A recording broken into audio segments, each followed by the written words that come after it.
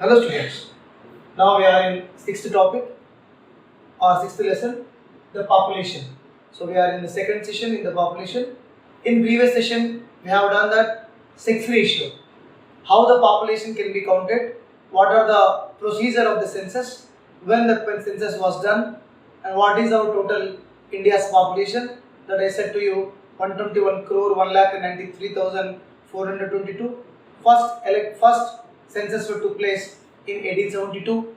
First complete census took place in 1882. That we have done, and also we have done that the reasons for the discrimination are for the gender bias. Most probably, India's sex ratio we have learned that 940 out of 1000. Haryana least sex ratio recorded 877 out of 1000. Next, you compare what the highest literacy rate state is Kerala, 1040 out of 1000 male, because high literacy rate, they know that do not discriminate the girl child, and the reports also shows that if the girl child, boy child, the birth take place once, the girls can survive better than the boys. But the statistics they shows that complete declining of sex ratio, isn't it? Yes. Now let us see literacy rate. Now literacy rate. How literacy rate can be calculated? What is the procedure? And who are literate and who are illiterate? For example, one person was born, is not going to school, 2 years, 2.5 years is there. We can say that he is a illiterate person? No. So it is not a good criteria to decide a person who is literate or not. We need to compare the calculate literacy rate. It is above 7 years age. Above age 7 years, those the person who can read and write any language. Those who can read any language, understand also. Okay, understand also. He can be called as literate. Example, we don't know that Urdu. Okay, Urdu we don't know, so we can say that I wrote in Urdu. You are not understanding, so that I am illiterate. No. Okay, any language. Okay, as per the literacy rate calculated, as per the rule is that above age 7, above age 7, who can read and write? Who can read and write and understand any language. Any language is considered as literate. For example, we don't know Spanish, we don't know Italian, we don't know Russian language. We don't know them, then we are illiterate? Not. We know any one language. So that it is called a literacy rate. Literacy rate is key to socio-economic progress. It is very important. It is key. It is key means it is important. It is very important to socio-economic progress. Socio-economic progress. Our country need to be socio-economic progress. Our country need development. First of all, the literacy need to be improved. When the literate persons can do better job, then their status will be changed. Sundaram Pichai, Google CEO, Microsoft CEO, Satya Nadella, these are all literate. Now their socio-economic condition is different. Our country socio-economic different. They contribute something to us. They contribute a lot of the things to the country. So the contribution is very important in the socio-economic wise. So that the literacy rate is very important aspect. You see, illiterate person, he doesn't earn. Illiterate person, it is impossible to earn per day 500. If the person those who work in Hamali, labor work, outside market, he is completely sweat and he was on the back, huge cages of bags will be lifted. That was the very toughest work. If the literate person who works in Microsoft, Cognizant, some software engineers in cool environment and without sweat, in front of AC, in front of laptop, he works. See, the worker he is doing soft work, but that fellow is doing hard work. But who is getting income best? Software engineer is only getting best. So that it will be depends upon the literacy. It is depend upon the literacy. Let once we observe the statistics. 1947, when we got independence, in 1947, the literacy rate was only 12%, very least, 12% of literacy rate. Next, in 2000, Indian literacy rate is 65%. 60 in 2000. In 2000,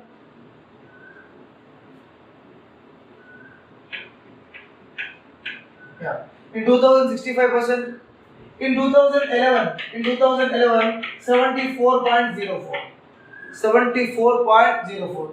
Among these 74 or 4 and 04, 82% of males, 82% is male. Again here discrimination. In education discrimination, I said in the sex ratio whenever we discussed. Okay, 82% of male people were literate, educated, and 65% of females. 65% of female.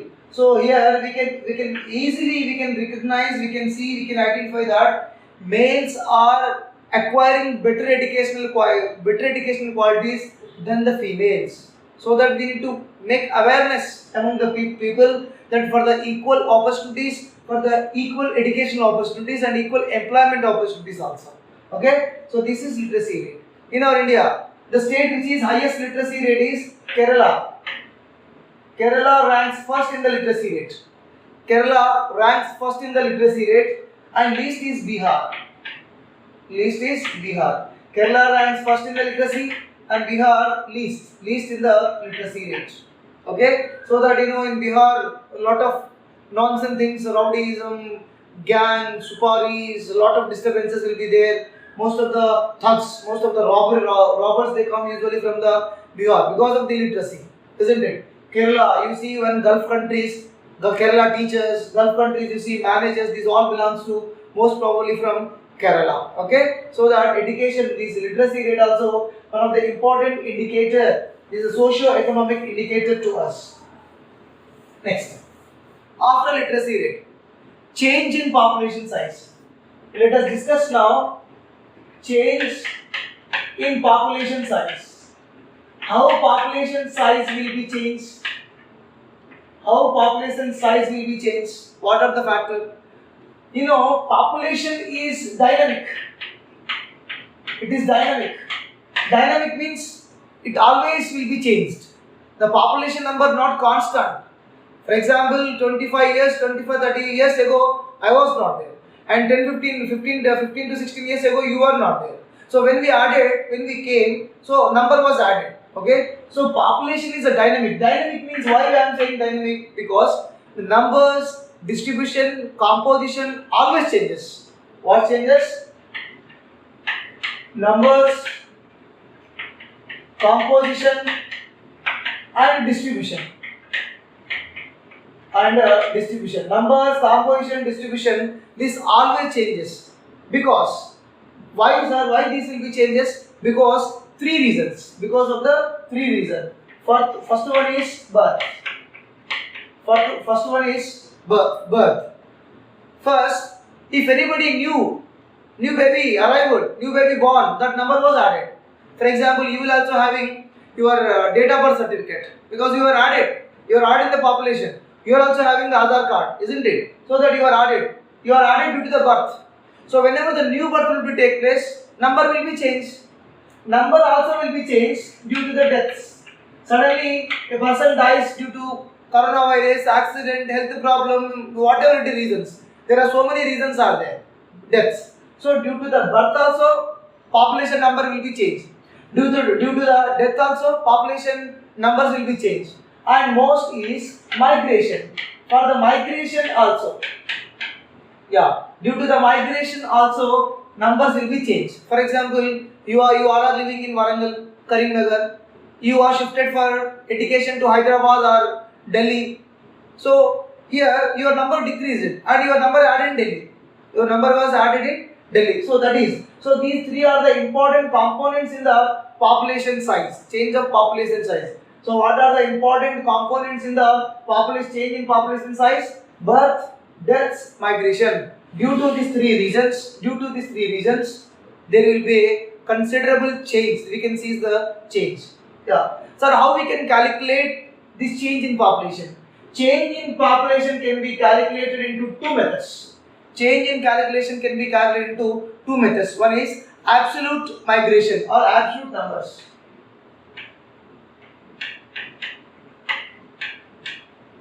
Absolute numbers. So what is absolute numbers? Subtracting the earlier population from the later population. I repeat, subtracting the earlier population from the later population. Simple. Subtracting the what we have to subtract? Subtracting the earlier population from later population. Example. I will give example to you. In 2001, population was 102. In 2011, population is 121 crores. How much increase? So you have to subtract 121 minus 102. You will get an absolute numbers. You will get one absolute number. So this is the earlier one. 2001 earlier one. This is the later one. From the later one, from the earlier one, you can change. You can subtract the later ones. You will get the numbers. That number is the population. That number is the decade population. In between this decade, you know, these many 19%, okay, 19%, 19 crores people were added, 20 crores people were added. We can easily, we can calculate the numbers, okay. So subtracting the earlier population from the latter population, then we will get absolute numbers. Yeah, next step. For example, it can be shows the two things. One, if population increases. If population increases, it shows the positive results. Positive. If population decreases, it shows negative reports. Okay? Negative reports. Population, it is negative reports. So how we can say that population change. Population change is equal to population later.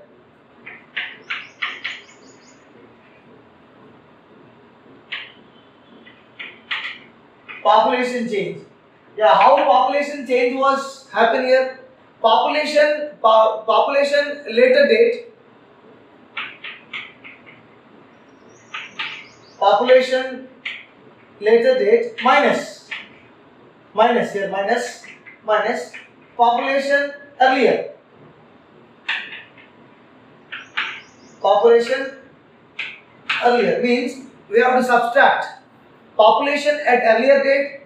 Population at earlier date, population at a later date. It is called as population change. I repeat, population change. Sir, how we can calculate the population change? Population change can be calculated. Same thing I wrote here. Population change is equal to population at later date. Population at later date minus population at earlier date. Then we will get the actual population number. So this is an absolute number. Then from this we can see the change of population. We can identify the change of population. So this is one method. And second method also there. It is a percentage method. Second method is called as percentage change.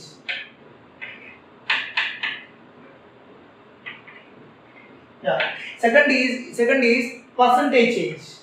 Yeah, how the percentage change we can calculate it? It is population change is equal to again population change. Yeah, population change is equal to number of births. Number of births plus number of immigrants plus number of immigrants.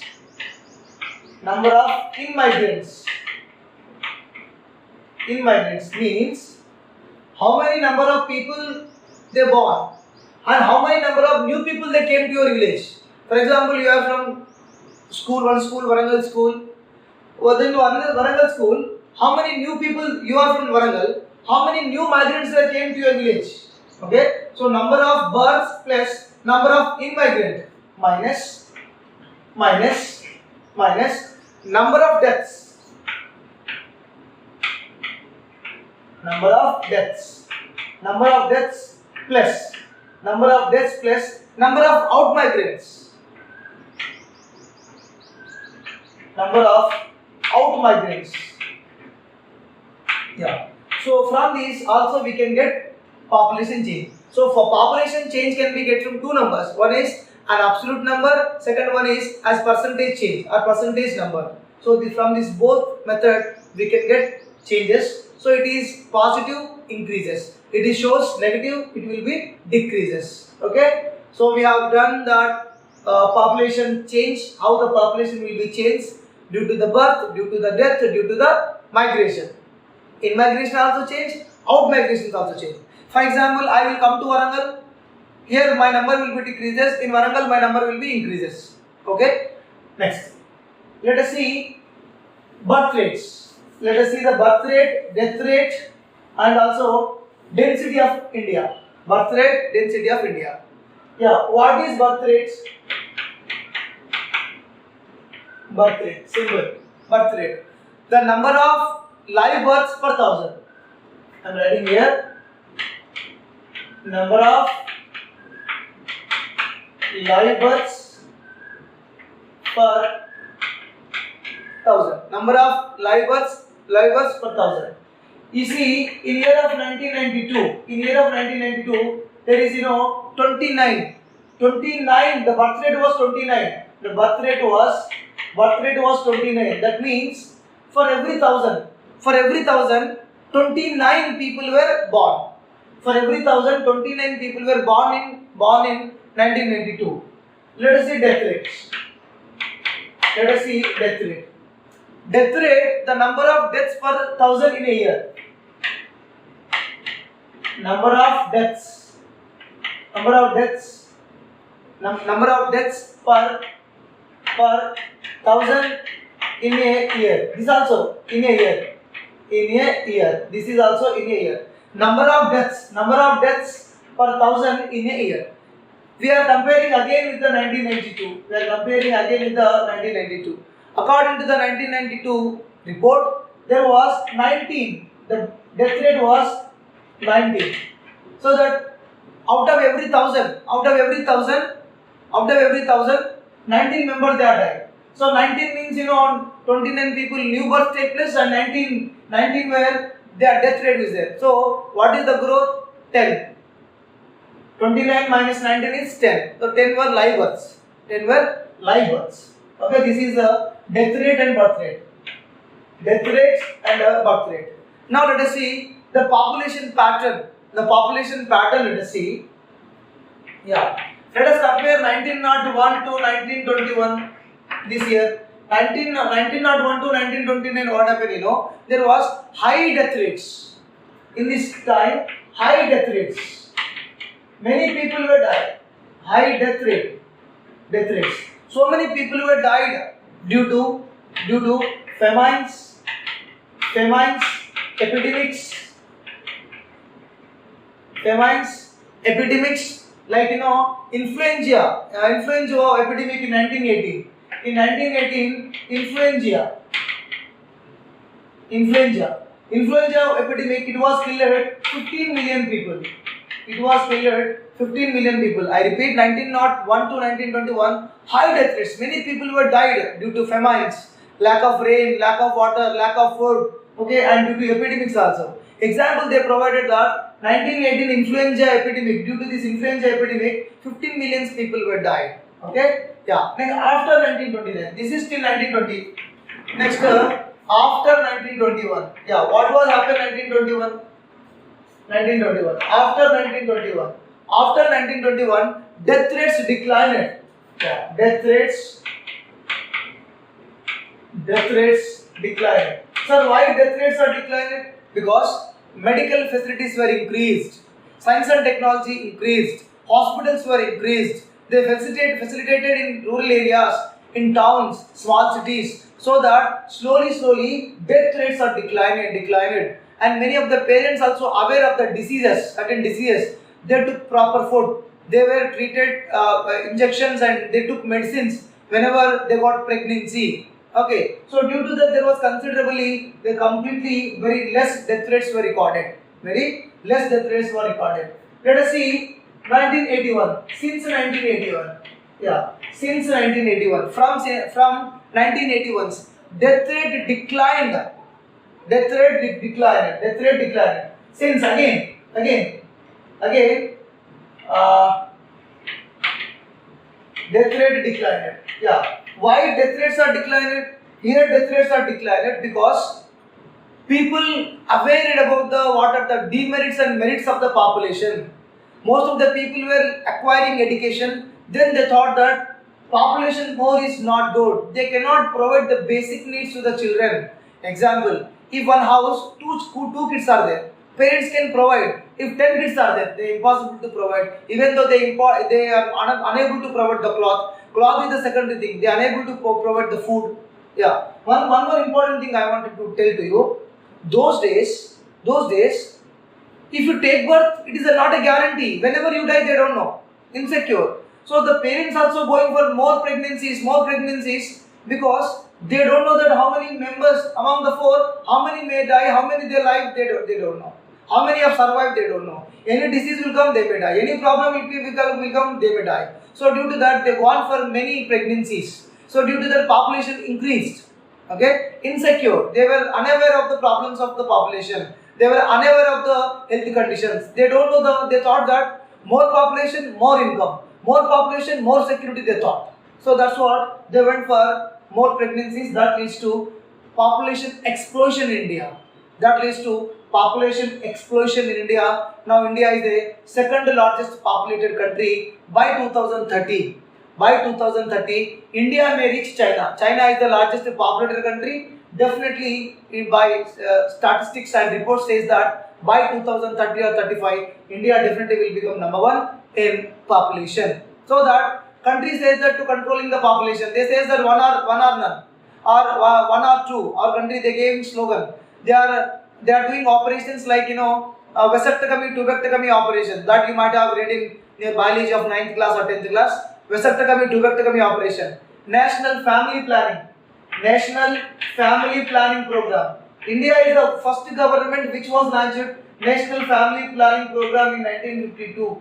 India wanted to control the population, so that several steps have been taken by the Indian government. So these are the birth rates, death rates, and till 1921 to 1981. This is the scenario. Now slowly birth rates are decreasing.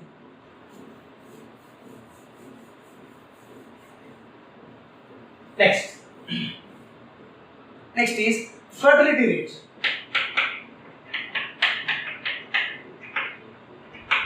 Fertility rate. What is fertility rate? Total births per woman. So fertility rate means total births per woman. Total births per woman means the number of children that is likely to born to a woman. Means how many number of children they can bear, the woman can bear, how many children in her lifetime, average. Means we can say that number of children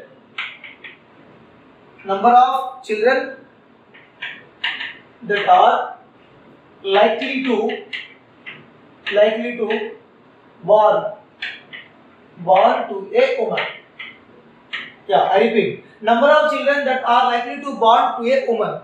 So how many children that woman can be produced in her lifespan? So that is called as fertility rate.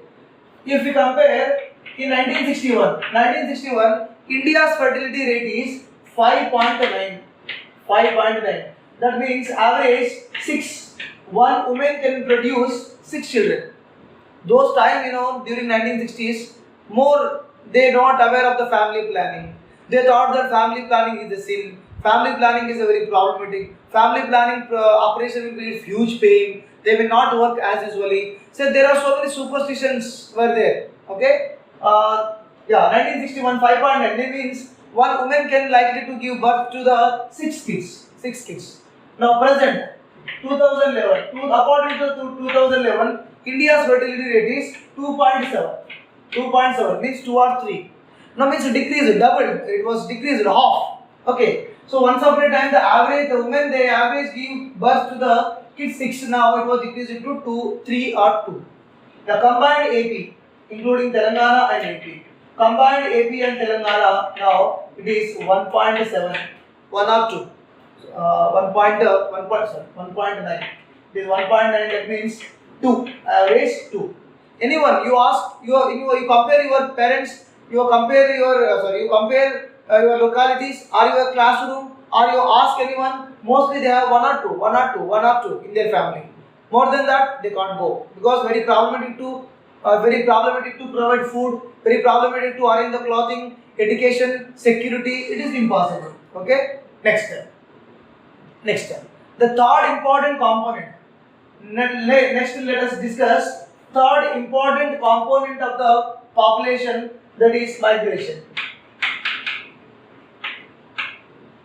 Third important component. Yeah.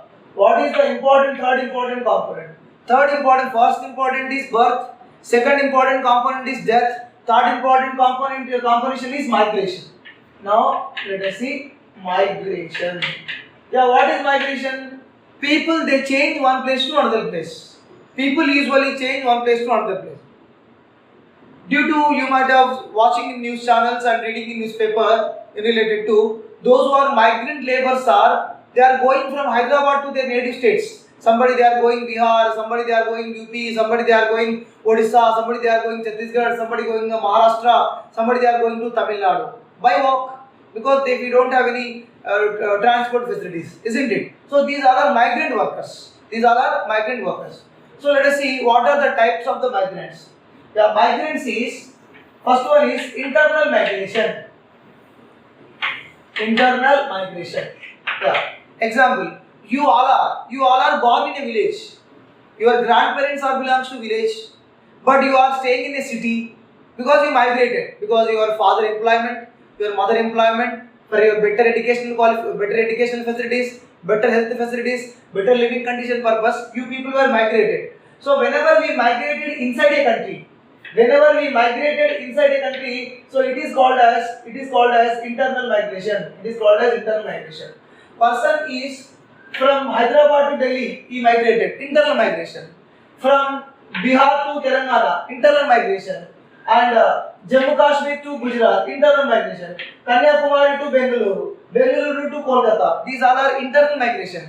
So internal migration does not affect the country's population. I repeat, internal migration does not affect the country's population. Okay? External, that means international migration. International migration. International migration can affect the country's population size. Country's population change, it will be changed.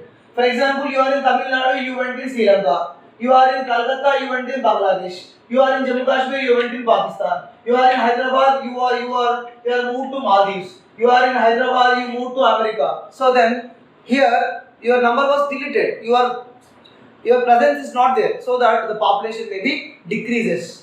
When you go, your population will be decreases.